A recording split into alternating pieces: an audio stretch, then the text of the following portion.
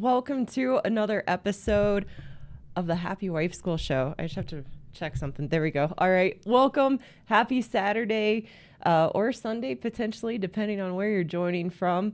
Very happy to be back today. Last Saturday and last weekend, Adam and I, my husband, were camping for his 50th birthday, and we had such a wonderful time and a wonderful weekend. And it's good to be back today. So if you guys can let me know in the chat that you can hear me, see me okay, and we'll get started. I want to give a thank you to Steve and Phil today, our moderators. Evo's not here this week or next week. He's got some other things going on. So thank you to Phil and Steve for making this such a great place for everyone to be. I appreciate your help so much each Saturday, and I know everyone else appreciates it too. So before we get into today's topic, there we go. All right, loud and clear. Thank you so much. And you guys know at the end of the show, I'll peek through the chat, answer some questions if you have them. So Phil is going to be posting those for me at the end of the chat at the end of the show today. So if you have a question, it's best to wait. A question specifically for me to answer. You want to wait till the end of the show to put it in there. It'll make it easier for Phil to grab that and copy and paste that or help me to see it at the end of the show. Before we get started, a couple reminders. If you don't enjoy the beginning of the show or the end of the show and you just want to listen to the topic for the day, you can find the Happy Wife School podcast on Spotify, Apple, Amazon Music, and you can also find it on the channel under the podcast tab. And we release the Saturday live show into podcast format on Wednesdays. So if just know that that's there as an option. I have a new Talking Points episode coming up and releasing next week on X and Rumble. So be sure to follow me there on X and Rumble. If you are on those platforms, it's another Talking Points is a call-in show and getting the momentum going on that. And so I talked with someone this week who had a question that actually inspired today's topic. So I'm excited for that to come out next week. And then also, please go check out my colleague Josie's channel. No, she's not my sister, but we sure are cut from the same cloth. Josie's channel is Escape the Alternative Health Matrix, and Josie helps people to heal and overcome chronic illnesses and autoimmune diseases. And Josie herself overcame 8 autoimmune disorders and now teaches others to do the same by working on their emotional state. And Josie is incredible and has really unique content. So please go check her out. Consider subscribing to her channel. And let's get into today's topic. Has your wife diagnosed you as autistic yet? And I put the yet because I see, and why I want to talk about this is I see a trend happening that women diagnosing their husbands as autistic or neurodivergent in some way or having Asperger's is looking like this new kind of buzz trend for women, similar to how women like to diagnose their husbands as narcissists. And I get emails from good men, applications from good men interested in my course who share their wife has diagnosed them or thinks that he has autism or he has Asperger's or he's somewhere on the spectrum. And so I did a quick search on Google and looked through like Reddit and Quora and was blown away by the posts from wives thinking that their husband is autistic and all the things they're describing. And I want to put it in a different framework to understand the differences between us as men and women and how unlikely it is. So if you're a man listening today, you want to know it's very unlikely. If your wife is trying to tell you that you're autistic or somewhere on the spectrum, it's very unlikely. We're going to talk about why a little later in the show. If you're a woman listening, then I want you to open your heart to see how you're showing up with your husband. If this is you and you're psychoanalyzing your husband and diagnosing him with things like being on the spectrum or even narcissism or other mental or neurological disorders, how damaging that is, and what you need to look at in yourself so that you can heal and show up in your marriage in a way where you and your husband can actually come together and have a healthy relationship. So remember, this channel is for women married to good men and good men married to women who have normal, ordinary, everyday issues you would expect your neighbors to have behind closed doors. This channel is not for extremely dysfunctional relationships or physically abusive relationships. It's just for normal, everyday marriages of what you would expect behind closed doors.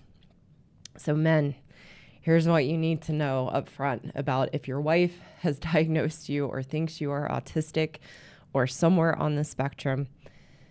You want to know that this is just another way, another tool in the toolbox of emasculation. It's another way for your wife as a woman to avoid herself, avoid looking at her own issues and challenges and how she shows up and her part and role in the issues and problems in relationships.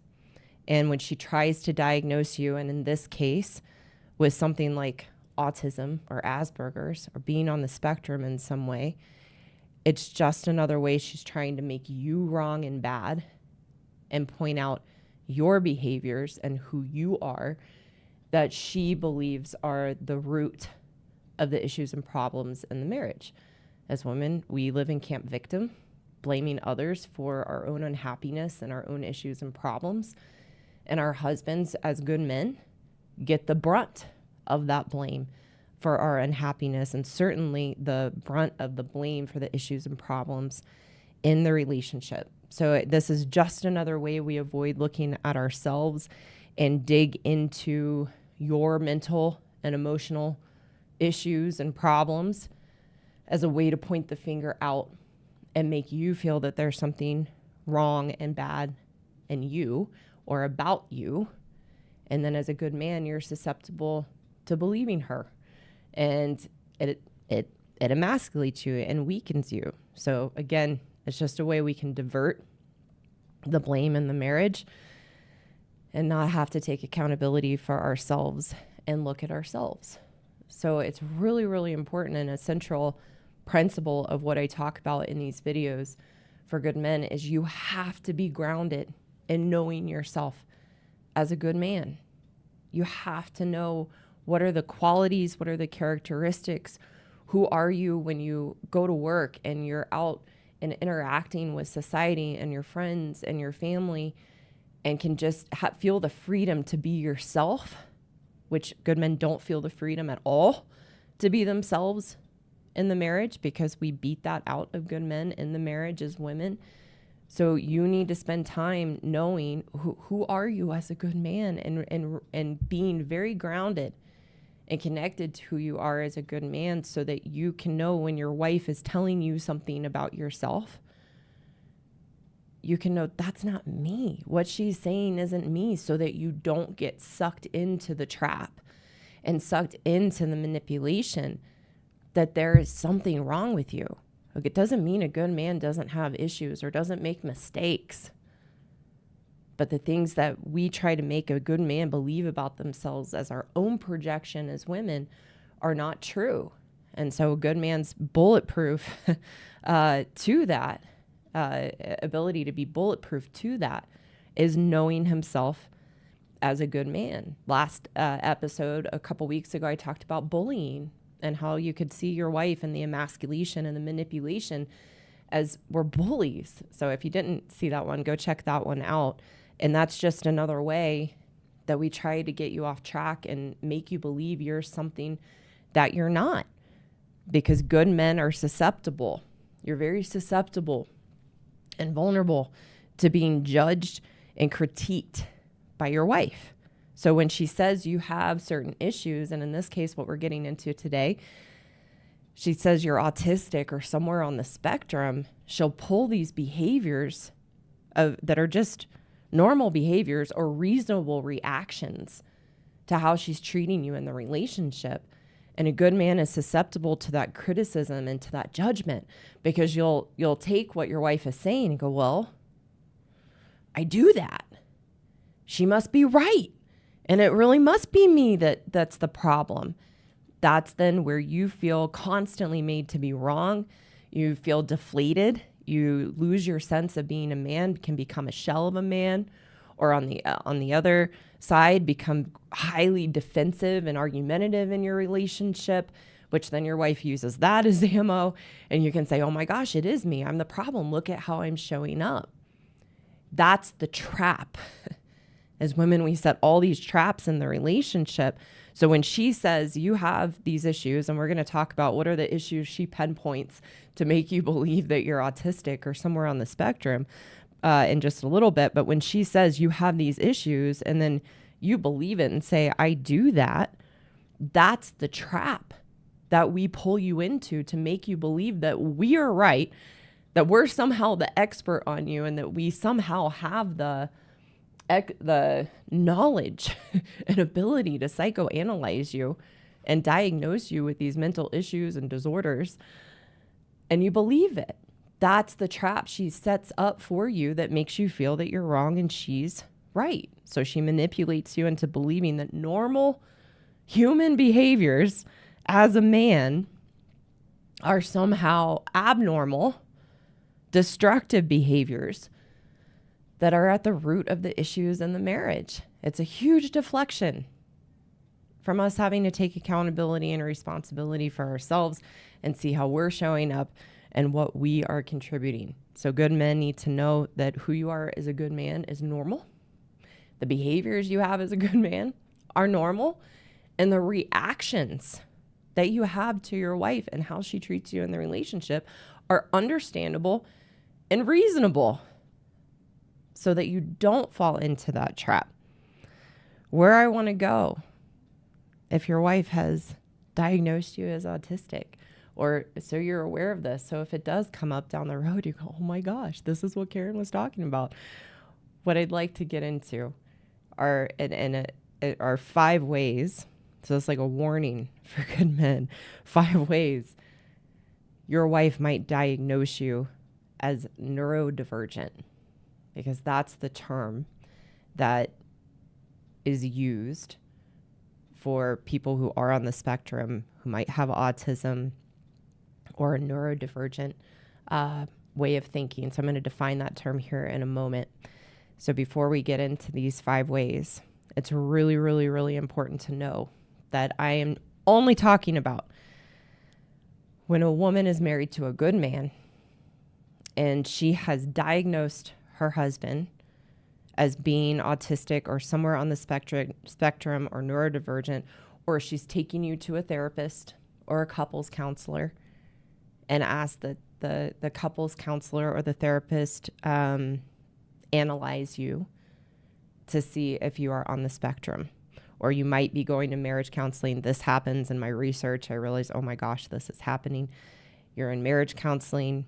The marriage counselor has bought into your wife's story about you and is taking what she is describing and who you are in the relationship. And the marriage counselor might say, I think you might be neurodivergent. Let's do some diagnostic testing to see if you're autistic or on the spectrum. So that's the framework that I am talking about. There are men and women who do have autism or on the spectrum or are neurodivergent and do need to be diagnosed and treated accordingly. So I'm not saying that doesn't happen or isn't true. However, according to the CDC, about 1% of the world's population, 1% of the world's population has a neurodivergence on the autism spectrum. 1% of the world. So for women listening, for the good men listening, statistically, it is nearly impossible that you have autism or are on the spectrum. It is an extremely rare diagnosis. It has just become a buzz trend for that to come up in marriage counseling, or for a woman to read Psychology Today. I was guilty. And get these ideas in our head that our husbands have these disorders or a mental issue. So just want to set it up that way. It is very rare, and statistically it's nearly impossible, that if your wife is telling you, or you're a woman telling your husband that he has autism, it's nearly impossible that is the case. So what does neurodivergent even mean? Neurodivergent means differing in mental or neurological function from what is considered typical or normal. Differing in mental or neurological function from what is considered typical or normal. So the opposite of neurodivergent, the term is neurotypical, which is someone whose mental and neurological functions are considered standard and typical. So why do we get into this confusion between men and women? And why a woman might see her husband as neurodivergent and she's neurotypical, which by far in the research that I did is what's happening in marriage counseling, that I think it's like 4-1 a man would be diagnosed to be neurodivergent and the woman is neurotypical, which is fascinating. What this really boils down to is that men and women are wired differently. I know that is a profound new understanding that I just said. We're different. We know this. As men and women, we are wired differently. So how a woman might see a man and his behaviors and how he's showing up, she might see as neurodivergent and different because he is different and wired differently than she is. So how women act and how we show up in our emotional chaos and being emotional beings is neurotypical for us as women, because that's how we are wired. And how good men show up in their behaviors and how they function and how they think, they are neurotypical. It is just that we are different. So another interesting point is you could say the mental dysfunction that we live in as women is we are the ones who are neurodivergent and not typical in our thinking and our emotional reactions.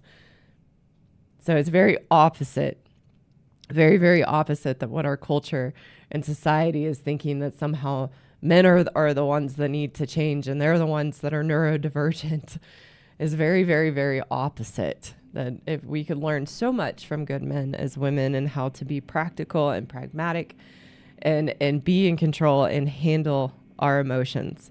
So women will see good men as very different because good men are predictable, reliable, steady, stable, dependable. And that's neurotypical for a good man.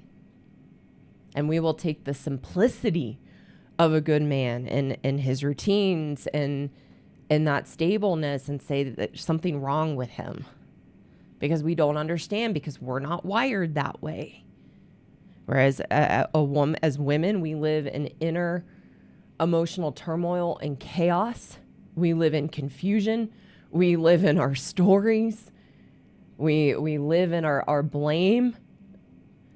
And that's very neurotypical of women, is how we are wired. So where I'd like to go with this, like I said, is 5 ways so good men can know, and also women can just start to understand, hopefully, and see how we're different. There's 5 ways your wife might diagnose you as neurodivergent, and seeing the differences between us as women and good men. And I took this from, I found it's like a Quora post from a licensed counselor, and it was about how your husband might be autistic, and here are the most common signs of autism in a grown man that you might see in your husband. And so I'd like to take these and say, no, these are not a neurodivergence. This is just outlining the difference between good men and women. So number one of how your wife might diagnose you as neurodivergent is that you're gullible, that you're easily tricked and manipulated. And this one to me, it was like, hello, the person a good man is most easily tricked and manipulated by is his wife. And the reason for that isn't because you're on the spectrum or you're neurodivergent. It's because as a good man, you don't have it in you to trick and manipulate. So you can't see the games and the manipulation at play. You can't catch it. So you easily fall into the traps when you're being manipulated or tricked by your wife or someone else in your life. And your wife sees that and like, something's wrong with him. Why is he so gullible? And the difference is that as women in general, we are not gullible because we are manipulative and do trick people. So we can see it and know it. It's why you sometimes think, for the men listening, it's why you sometimes think like, God, does she have a sixth sense? How does she know? How does she know? It's because we're not easily tricked and manipulated. And we see it in other women. We can easily see when a woman is being fake with us and she's pretending to be nice, but she's actually, part of my language, being a real bitch. Or when she's being nice to our face, but we know she's talking about us behind our back, or she's lying to us. It's because we can see it because we have that wiring. Not to say we can't be gullible as women, because we can meet a woman that just blows us out of the water in her ability to manipulate. But in general, we can see it and spot it.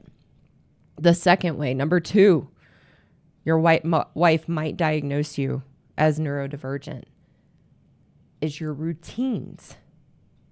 And she thinks you are too attached to your routines and have too many routines. And that isn't because you're neurodivergent or autistic or on the spectrum in some way.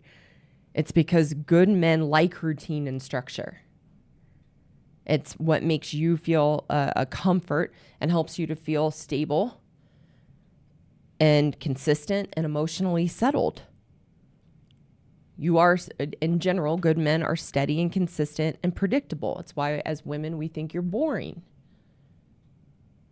Again, it's just another difference between us, not good or bad or right or wrong, just another difference between us as men and women. As women, in general, we like chaos and drama and disruption of routine. That's what makes us feel alive and engaged in life. We abhor structure. As women, we abhor structure and routine because we want to do what we want to do. And we think it's boring to have that routine. Structure holds us accountable, and we don't want accountability. So we want to do what we want to do when we want to do it and thrive on that instability because, again, it makes us feel engaged and alive. Ergo, why we are attracted to bad boys, because they're chaotic and we think that's exciting. And it adds drama and passion to our lives. So again, that's another way, routines. The third way, your wife might diagnose you as autistic or neurodivergent. Number three, you are unusually honest. Good men are just direct in their communication and they say what they mean.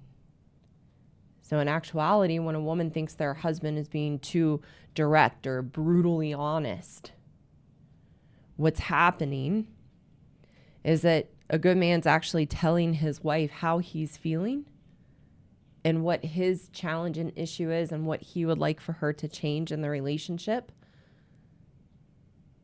And as women, we can't handle that. So as women, we're evasive and we're pain avoiders and we live in our stories. We are not honest. So that's the difference between us. And we will tell a good man, just be honest with me. How many of you listening in the comments or the chat have your wife said, I just want you to be honest with me. And you are, and then she shreds you a new one. We say we want the truth, but we can't handle the truth. It's like my dad's favorite movie, A Few Good Men. Jack Nicholson, you can't handle the truth. That's us as women. We can't handle the truth. So when men are honest with us and direct with us and just tell it like it is, then we freak out because we see that honesty as hurtful and insensitive to us. We're just wired differently. And it would be very wise of us as women to accept that direct honesty from our husbands.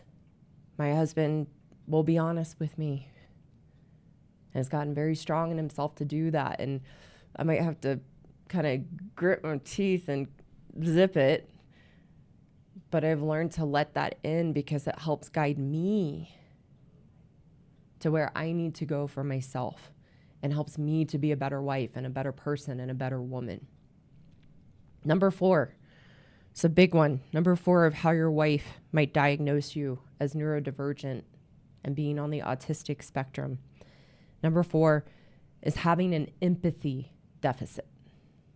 Having an empathy deficit.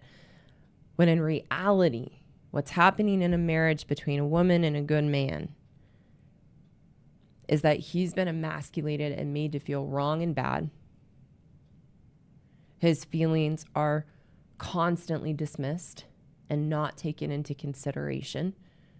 So over time, a natural consequence of being emasculated, of having your feelings dismissed, is that a good man will disconnect and shut down in the relationship.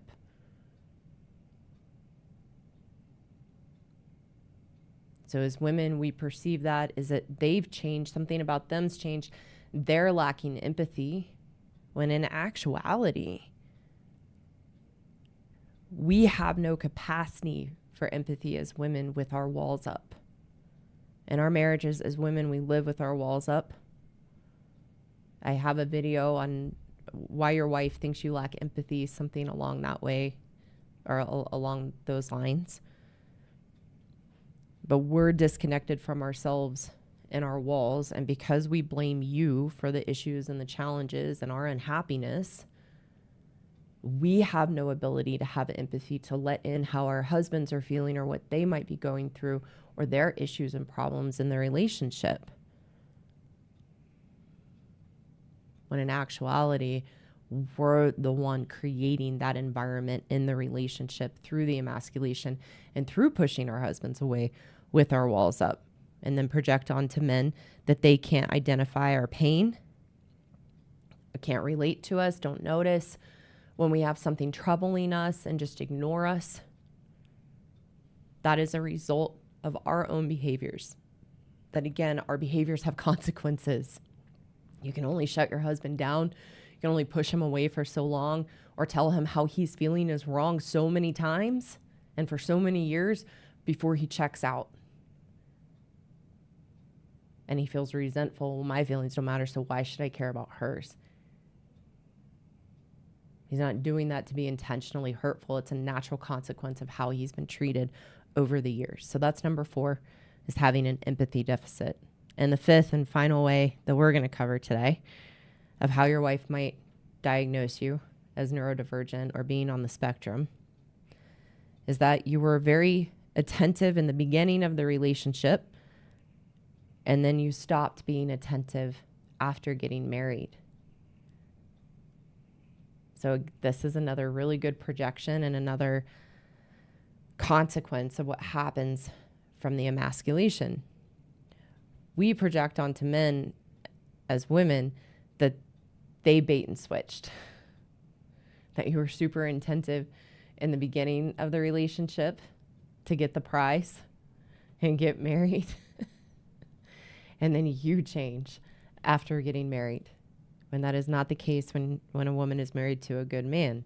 What happens of why you feel your husband is not as attentive as he was when you were first dating and before you got married is that we have pushed them away so much and told them over and over and over again, overtly and covertly, that nothing they do is ever enough. It's not right. And so what happens over time is a good man eventually stops trying, and he stops paying attention, and he stops doing the things he used to do because it's never right, it's never enough, or he never gets appreciated for it. What can also happen is, bless good men, they'll keep doing those things and keep being attentive, but it's a projection of as women, we're so checked out in the relationship. We're not attentive at all. And because we don't want to see that and face that within ourselves, we project it onto our husbands. And all we can see are the things that they're not doing, are the things we think they should be doing that they're not. And we focus on the negative, and we miss all the wonderful things and thoughtful things our husband will do for us. It is actually as women that we bait and switch. I have another video you can check out on, did your wife bait and switch? We're the ones that bait and switch. We have a facade in the beginning of the relationship, and we're not the same woman after getting married. We get the marriage and the guy for our agenda. And then eventually we can't keep the facade up. The facade drops. And everything does change in the relationship. But that's on us from dropping that facade and not being who we were. And then we think that doesn't come with consequences. So those are the 5 ways that your wife might, just in case she hasn't already, or maybe you've experienced this, but 5 ways your wife might diagnose you as neurodivergent. So now I like to get into what's the solution. So I'm going to talk to the ladies first. So women, it's really, really important. And part of the journey I had to take as well is we must accept that men and women are different. Your husband is wired differently than you. He's not going to be your girlfriend. And in fact, the more you try to make him like your girlfriend, the more you try to want him to be like a woman and think and speak and relate to you in the same ways that you operate as a woman, you will be repulsed and disgusted by your husband and see him as weak. When you can understand your husband as a man and see the incredible qualities he has and appreciate his differences, you will want him to be the man that he is, and he will step up to be the man that he is. We have tricked men into thinking we want an effeminate, sensitive man that thinks and acts just like us. A good man by nature is sensitive. But then we train them and groom them to be like us, and then we're repulsed and see them as weak. And they do it because they think that's what we want, because they just want us to be happy. And so they'll do the things we tell them we want, and then you're not attracted to them. They don't feel like a man. They're not being true to themselves, and it ruins the relationship. So step 1 as a woman is you have to accept that men and women really, truly are wired differently. And when you can appreciate your husband for who he is as a man, and you just get to be who you are as a woman, that's where the dance I talk about can happen, the lovely, natural dance that can happen between a woman and a good man when we accept our differences. Then as a woman, you have to move out of camp victim of blaming your husband and focusing on and pulling all the ways you think he's the problem and blaming him. You have to move from camp victim to camp take responsibility, to look at yourself. What are you contributing? How are you showing up that's adding to the issues and problems in the relationship? And then you can start to understand yourself as a woman and overcome the destructive behaviors we have as women, our neurodivergence as women, and actually show up in the loveliness of who we are and what we have in us as women. But when we live in camp victim and we have our walls up, we're in the ugly side of who we are as women. And that's what creates the problems and issues in a relationship with a good man. So when you move into camp take responsibility, and you look at yourself and understand yourself as a woman and the lovely side you have as a woman, but also the destructive side we have as women, That's where you can understand yourself and begin to show up how you want to show up. And your husband, as a good man, will be right there waiting for you. And then, like I said, you can have that dance. A part of why we pick our husbands apart and want to diagnose them and psychoanalyze them is because we have a total lack of understanding of ourselves. And we don't want to look at our shortcomings and flaws so we don't overcome them. And then we live in a delusion of who we think we are and how we think we're showing up that isn't grounded in any kind of reality. I often share that my journey has been to understand the destructive side and destructive nature of myself as a woman, not making myself wrong or bad or diagnosing myself with some disorder, just understanding as women, we do have a destructive side. Good men have a destructive side too. It just looks very different than our destructive side. A good man's destructive side is giving away his power to his wife, that she's somehow the expert in the relationship and the expert on him. And that's a destruction to himself and to the marriage as well. As women, our destructive side is our emasculating behaviors and our bitchiness and our walls. It's a very ugly side. When I understood that side of me and do understand that side of me, it's a journey. And that's how I can catch myself and choose to show up the way that I want to. I'll give you a really great example. I shared last weekend, my husband and I were camping for his 50th birthday. And we went to go see a show or a concert where we were. And it's a small little group we love from Florida called the Hip Abduction. They're really cool, like reggae beach music. And my husband was just having a great time, had a couple drinks. And my husband's an introvert.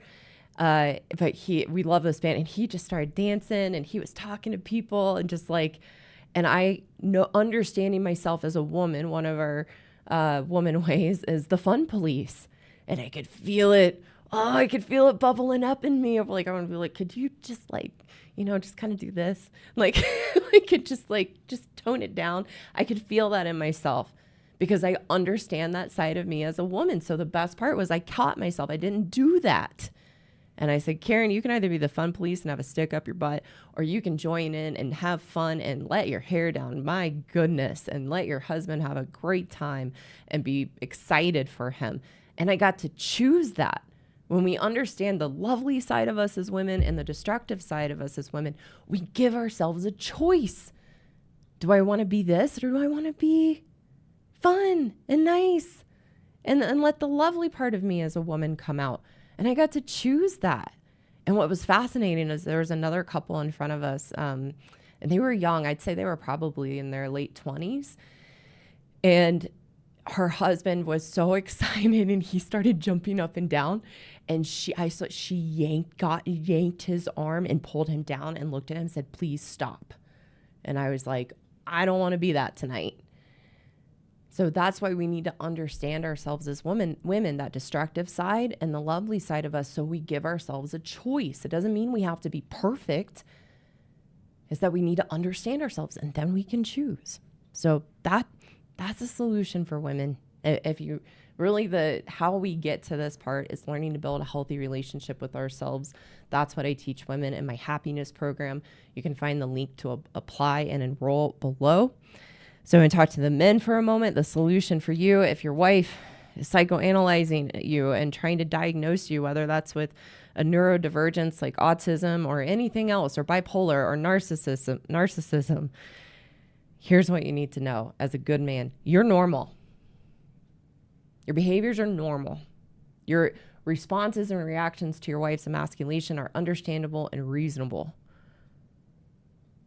So it's incumbent upon you as a good man to know who you are as a good man, and to see who you are out in life, at work, and to know that you're perfectly normal. That's incumbent upon you. Because when you're grounded and know that in yourself, you will not give your power away to your wife that then she can make you believe that you've got something wrong with you. That's your vulnerability as a good man. Your wife says you're doing this and this, and you say, oh my God, I do that. And then you think she's right. And then that weakens you. So you have to know who you are and know that you're normal. Doesn't mean you don't make mistakes or have challenges or shortcomings, but that you're normal. So then when your wife is trying to psychoanalyze you and tell you these things and make you think that you're autistic or on the spectrum, you can know, no, I know who I am. Thanks, but no thanks. And don't fall for the trap. Don't fall for the trap. Stop listening to your wife when she psychoanalyzes you. Just, thank you for sharing. I'm good. And stop listening to it. Stop trying to make sense of it, because there's no logical sense to it. And that's part of the trap you'll fall into. Is like, where's this coming from? What does she mean? And then that's what gets you caught in that crazy making and the gaslighting to make you think that there's something wrong with you. So one of the best things you can do is, again, see yourself at work, see yourself out in society, and know that you're normal and well-adjusted so that you stop listening to your wife. Don't fall for the trap, and don't give your power away to her to psychoanalyze you. Thank you all so much for joining me today. This was a fun topic. I was excited about this. And so I appreciate you being here and being such a wonderful audience and supporting the channel. It's just been I was talking with my husband last night, and I think this time last year I was so excited because I had 6,000 subscribers and I had just been doing my videos for about a month and a half. So I just feel so touched and blessed how much the channel has grown and how much the message is speaking to so many of you and helping you. And it's just such an honor and a blessing to be able to do this. And I couldn't do it without your support and sharing videos and showing up each week. So thank you so much. Please like this video if you haven't already. Consider subscribing to the channel if you haven't. And I share this if you know someone, if you've got a buddy or a friend that's trying to diagnose their husband as autistic, or you've got a buddy that my wife says I'm autistic, share this video. Or even, a woman just psychoanalyzing in general, which can look lots of different ways. So I'm going to hop over here into the chat and pick a few questions here that might be helpful to answer. Thanks, James. Thanks for being a beacon of hope for us, guys. You are very, very welcome. Yeah. How interesting question, Ben. How long do you think, and thank you, Phil, for starting to put those questions in. How long do you think it will be until we get to see the adjustments in the women psyche? I love women. I love to make them happy, but I don't like being around women that are, where did it go? It moved too fast. Sorry, guys. That are, I think it said that are more masculine than feminine. Sorry, I just, that the chat moved a whole bunch and I missed the end of that question. But here's the thing. A woman is a woman is a woman. And yeah, you can definitely see a trend of women being more masculine and trying to be like men. But that's not, fortunately, I see it. There is more of a trend happening where that's not as much the norm, or maybe not as much the norm, but there's a lot of women out there that are embracing their feminine nature and want to be more womanly. So I don't know that will ever stop and that the woman's psyche will ever change. It's just who we are as women. So that's where you've got to understand the differences, again, between women and men, look for the good things, and just, that's why I'm here, is to help change and help wake women up. So we'll see where that goes. All right. Question from Phil. I'm going to do this so it doesn't move on me. There we go. This from Geography Guy. Hi there. Thanks so much for joining. I appreciate your continued support of the channel. You've said before that women feel it to be a personal defect when they are wrong. True. Does a woman consider it a deficit in her husband or a defect in her husband when she perceives him as wrong? Yes, she's projecting her own sense of being wrong onto her husband. So all we can see as women is the deficits and what our husbands are not doing and where they're messing up. It's a total projection. That's where you can see, yes, as women we do not want to be wrong, because we perceive being wrong, which is really just not being correct.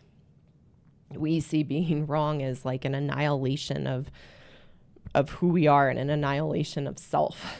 So we don't want to be wrong. So because we don't want to face where we are wrong, just meaning not correct or having made a mistake or not right, then we put that onto our husbands, and all we can see is everything they're doing wrong. And then that's why a good man in a relationship, all he feels is wrong, because that's what we are doing in the emasculation, and that is what we are making our husbands feel. It is simply a projection of how wrong we feel in ourselves that we don't want to face, don't know how to face, and certainly don't want to take accountability for. So thank you for the question. Let's see what else is going on here. Oh, what a nice comment. Thank you, Severe. I apologize. I probably didn't pronounce that right. Karen, you are a gem and a pile of rocks. I appreciate that. That's really, really nice. Yeah, I've tried sharing this with some female coworkers. Brave man. They've watched and have come back and said, they feel like she's attacking women. Why do I even bother? So, that is how some women will feel initially, because that's they don't want to look, that response shows you that these things are in us, if they don't want to see it. However, some of those women that initially I feel like she's attacking me or attacking women, may eventually come around to go, oh, maybe I'm feeling that way because there's truth in this. I hear that. And that was also my own experience as a woman as I started to learn these things. That's more common what I hear from the women I work with and the women that reach out to me. My husband shared your videos. I was really pissed at you at first, and then I kept watching, I kept listening, and realized you were right.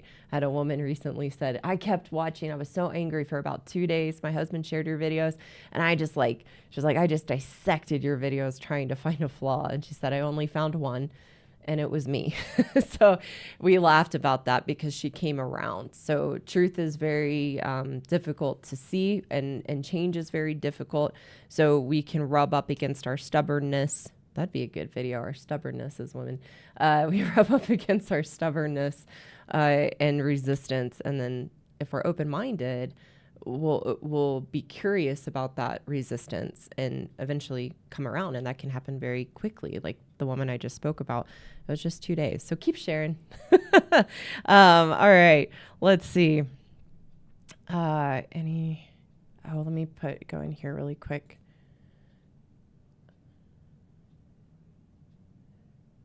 Thank you so much, Siege, for the contribution. I appreciate that. All right, I'm gonna come back over here. So I'm gonna go to, thanks for your patience, guys, as I kind of scroll through.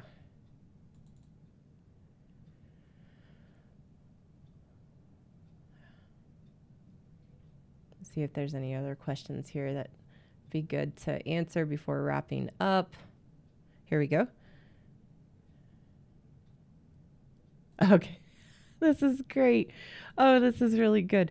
What are your thoughts on a woman or a wife who says neurodivergence is the reason for a lot of her poor behaviors and dealing with it? And how should I, as a husband, handle it? Wonderful. So again, in answering this, we were not talking, your wife could be neurodivergent. So I don't know the ins and outs and details, so I can't say that. But let's just say that, again, it's extremely rare. And that's neurodivergent. So there's other things within neurodivergence like ADHD, and that's a common excuse that we will use as women. My experience with myself and the women I've worked with over the years is that things that might show up like symptoms like ADHD or other things in neurodivergence are actually symptoms of our unhappiness and our unhealthy relationship with ourselves.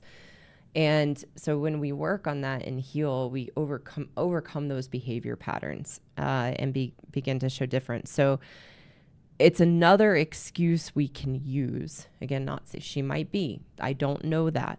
But it's another excuse we can use as women. We also like to, and this could be another episode I do, we also like to self-diagnose.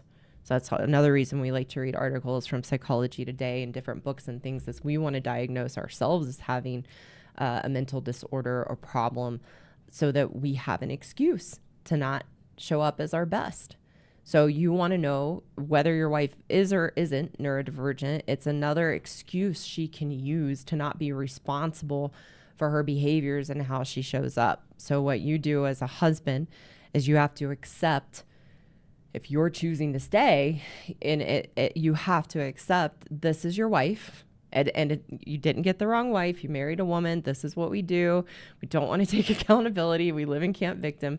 So we find different things that we can use as an excuse for why we are the way we are and why we can't change. And that's just what we do. So you can understand, okay, that's my wife as a woman and I'm choosing to stay. So I have to accept this is part of who she is and focus on the good things. There's nothing you can do to change that for her unless she wants to change and drop that excuse. And even if she is neurodivergent, when we know those things about ourselves and we understand, we can build a self-awareness and overcome and choose how we show up. So that happens when we live in camp. Take responsibility. What do I need to do knowing this is part of who I am? Like, I have plenty of flaws. So I have to understand my flaws. So I double down on the diligence I need to have to show up as my best and understand I have weaknesses, but I don't need to use those weaknesses as an excuse for why I can't do something or why I do something that is unhealthy and destructive. I have to say, okay, well, what do I need to do to be better and strengthen this part of myself? That's the journey of personal growth. So thank you for the question. I'm going to look for one more and then I've got to wrap up here, guys. Let's see.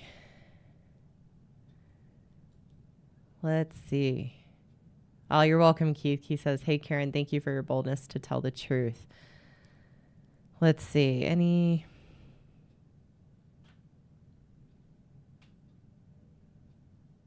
Oh, cool. That's awesome.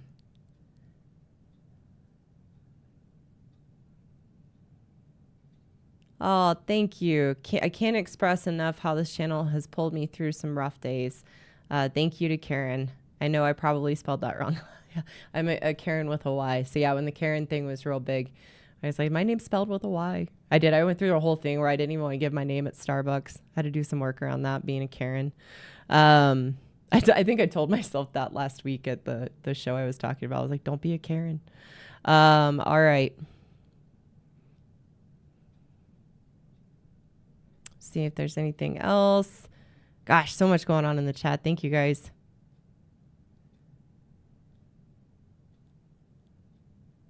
Yeah, I think that kind of goes along with what I just answered. Thanks as I kind of talk to myself. If my wife refuses to watch, what do you think about playing the video for her against her will, so to speak? I don't recommend that. It's not constructive. You have to accept your wife isn't willing to change. So you want to be in camp, take responsibility of knowing, okay, I tried to share my videos. My wife's not open. You can be cautiously optimistic and have hope that she might come around and be open to watching the videos at some point. But your job now is knowing, okay, you have to move to a place of acceptance that your wife isn't open-minded and doesn't want to change and doesn't want to see these things about herself. And that's not wrong or bad or right or wrong. It just is.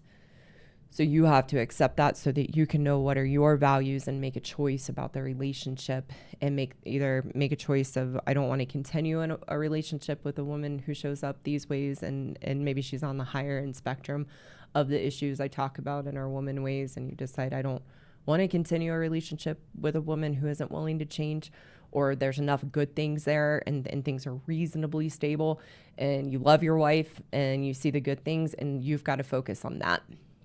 And accept she's not willing to. Playing the video against her will is just going to cause her to have her walls up more. She's going to be angrier and she's going to have more ammo against you. So you want to, for your own benefit, to not give your power away. The best thing is to accept and not try to. The only person we have control to change is ourselves. We can't force somebody to change. So that's just going to make her more resentful, more upset, and give you more ammo against herself. Let's see. I saw something.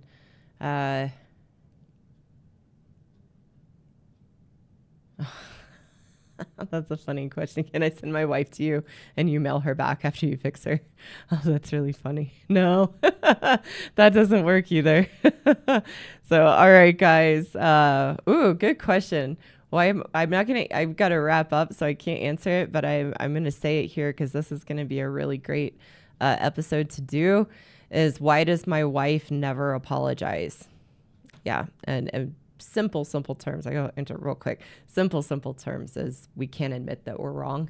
And it's like the most vulnerable, hardest thing for us to apologize, or we don't even think of it. But I will do a whole episode on why your wife never apologizes. All right, guys. Well, I think that's it for me today. I appreciate all of you so much and everything going on in the chat. I always take a look through at the end. So just to see if anything sticks out that might be an episode in the future. So I hope you guys have a great rest of your day. Have a nice weekend. Look forward to seeing you again next Saturday. So, and again, thank you so much to Steve and Phil. Phil, I appreciate you stepping in and posting those questions at the end. It made it so helpful. So thank you. All right, guys, till next time. Bye.